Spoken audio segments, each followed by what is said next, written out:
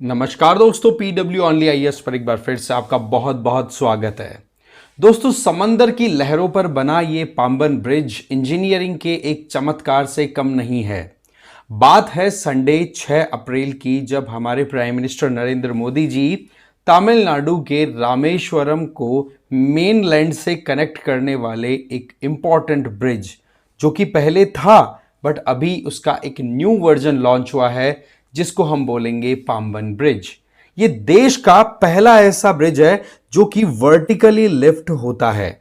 पहले जो पाम्बन ब्रिज था, अभी उसको डिफंक्ट कर दिया है, दैट मीन्स उसको यूज नहीं किया जा रहा है। वो कुछ इस तरीके से उठता था, ठीक है। अब यहां पर ये जो नया ब्रिज बना है, ये कंप्लीट वर्टिकल लिफ्ट लेने वाला है। इस ब्रिज की अगर खासियत देखें तो ये कहीं ना कहीं डबल ट्रैक के हिसाब से डिजाइन किया गया है, जिसके चलते अगर फ्यूचर में ट्रैफिक लोड बढ़ता है तो उसके लिए बहुत ज्यादा हेल्पफुल होगा। साथ ही साथ यहां पर पॉलीजिक्सॉन करके पेंट भी यूज किया है, जो कि मरीन इकोसिस्टम में इसको लॉन्ग लाइफ प्रोवाइड करेगा। तो यहां पर यह बात कहना बिल्कुल भी अतिशयोक्ति नहीं होगी कि यह आस्था को आसान बनाएगा, तो वहीं विश्वास को भी बहुत ज्यादा मजबूती देगा, क्योंकि हमारे यहां पर जब चार धामों की बात आती है तो रामेश्वरम उसमें इंक्लूड रहता है।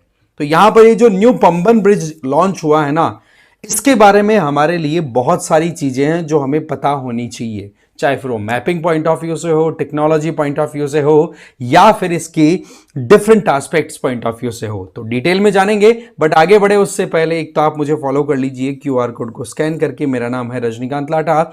बाकी पीडब्ल्यू ऑनली आईएएस की तरफ से आप लोगों के लिए यूपीएससी फाउंडेशन कोर्सेज रन कराए जा रहे हैं, जिसमें 2027 की प्रिपरेशन करने वाले जो भी स्टूडेंट्स इंग्लिश और हिंदी में तैयारी कर रहे हैं, संकल्प ज्वाइन कर सकते हैं। 2026 जिनका टारगेट है पर वो प्योर इंग्लिश में पढ़ना चाहते हैं, तो भाई टाइटन ज्वाइन कर लो। और जो लोग इंग्लिश और हिंदी में जाना चाहते हैं 2026 का टारगेट लेते हुए, तो प्रहार ज्वाइन कर लो भाई। अब आपको यहां पर मिलेगा क्या? लाइव एंड रिकॉर्डेड क्लासेस, जिसमें जीएस तो है ही, प्लस सी सेट भी इंक्लूडेड है। डेली एमसीक्यूज और मेंस आंसर राइटिंग प्रैक्टिस होने वाली है, और कॉम्प्रिहेंसिव ई बुक्स भी साथ ही दे दी जाएंगी, जिससे कि आप सेल्फ स्टडी अच्छे से कर सकें। एडमिशन बिल्कुल ओपन है, डिटेल्स वो डिस्क्रिप्शन बॉक्स में शेयर की जा चुकी है। सो द पॉइंट इज, ये पाम्बन ब्रिज पे कौन सी ट्रेन दौड़ेगी? सबसे पहली चीज तो ये देखो, यहां पर तंबाराम से शुरू होकर के यहां पर रामनाथपुरम मेनलैंड तमिलनाडु की तरफ से पार्क स्ट्रेट में आओ, और आप थोड़ा सा साउथ ईस्ट की तरफ जाओगे तब आपका रामेश्वरम आएगा। वहां तक ये ट्रेन दौड़ेगी, और ट्रेन का नंबर भी आप देख सकते हो 16,103, और जाते आते टाइम पे 103 से 104 हो जाएगी। तो हमें ये देखना है, ये वर्टिकल लिफ्ट सी ब्रिज है, इसकी क्या इंपॉर्टेंट फैक्ट्स हैं जिनका हमें बिल्कुल ध्यान होना चाहिए। सबसे पहली चीज तो ये वर्टिकल लिफ्ट ब्रिज है। इसका मतलब ये ब्रिज कुछ इस तरीके से अपने स्ट्रक्चर में अपलिफ्ट होता चला जाएगा जब कोई बड़ा शिप उसको क्रॉस कराना होगा। ये लॉन्चिंग हुई थी रामनवमी के दिन, और जैसा कि आपको पता है कि हमें पता है कि राम जी जब सीता जी को लेने के लिए गए थे तो किस तरीके से लंका पहुंचे थे, राम सेतु बना था। तो मोरलेस उसी आइडिया को यहां पर रेप्लिकेशन मिला है। सबसे इंपॉर्टेंट बात, इसको डेवलप किया गया है रेल विकास निगम लिमिटेड ने, और पंबन ब्रिज जो पुराने वाला है वो ब्रिटिशर्स के समय का बना हुआ है, अब उसको यूज करना बंद कर दिया गया है। तो ऐसे में नए ब्रिज में बहुत सारी यूनिकनेस है, उनको हम समझते हैं डिटेल में। सबसे पहले ब्रिज के यूनिक फीचर्स की अगर बात करें तो ये अपने आप में न्यूली कंस्ट्रक्टेड पंबन ब्रिज जो है वर्टिकल लिफ्ट मैकेनिज्म पे काम करता है, जो मैं आपको बार बार बता रहा हूं। अब देखोगे यहां पर ये पूरा का पूरा अपलिफ्ट होता है जब भी कोई बड़ा शिप आएगा। इसका मतलब बड़े से बड़ा शिप भी इस पर्टिकुलर पाथ से होते हुए इजीली इस ब्रिज को क्रॉस कर पाएगा, और ये हमारे देश का वर्टिकल लिफ्ट वाला पहला ब्रिज है। ये भी बड़ी इंटरेस्टिंग चीज है। फिर हम बात करें नेविगेशनल स्पैन की, वैसे तो पूरे ब्रिज की लेंथ अगर देखें तो 2 किलोमीटर से भी ज्यादा है, पर जहां पर ये वर्टिकल लिफ्ट लेगा, जो पर्टिकुलर स्पैन जहां से शिप निकलेंगे, वो आप देखोगे 72.5 मीटर जितना स्पैन है, और ये मैक्सिमम हाइट 17 मीटर्स तक जा सकता है। मतलब बड़े बड़े शिप्स इजीली निकल सकते हैं। अच्छा, जो पुराने वाला पैम्बन ब्रिज था ना, उसके कंपैरिजन में ये 3 मीटर ज्यादा हाइट पे लिया है, क्योंकि हमें फ्यूचर प्रोस्पेक्ट को भी दिमाग में लेके चलना है। अगर पैम्बन ब्रिज ऑपरेशन की बात करें तो देखा जाए तो इधर की तरफ से जो रेलवे ट्रैक डाली गई है, ये जो पूरी क्रॉसिंग है उसके साइड में, वो तो है डबल ट्रैक। बट ये जो क्रॉसिंग का टाइम होगा यहां पर होगी सिंगल ट्रैक, एक तो ये ध्यान रख लेना। नंबर 2, जब कभी भी ये ब्रिज अपलिफ्ट करने वाला होगा उस टाइम पर ट्रेन्स को वेट करना पड़ेगा। यहां पर ट्रेन से ऊपर ज्यादा प्रायोरिटी दी गई है शिप्स को। शिप निकलेगा उसके बाद में ये वापस अपनी पोजीशन में आ जाएगा, तब ट्रेन इजीली इस पर्टिकुलर एरिया को क्रॉस कर पाएंगी। तो ये हमें थोड़ा ध्यान रखने की जरूरत है। पाम्बन ब्रिज की अगर बात करें, लेंथ मैंने बताया 2 किलोमीटर से ज्यादा, 2.07 किलोमीटर, और ये बेसिकली लोकेशन इसकी आ रही है पार्क स्ट्रेट।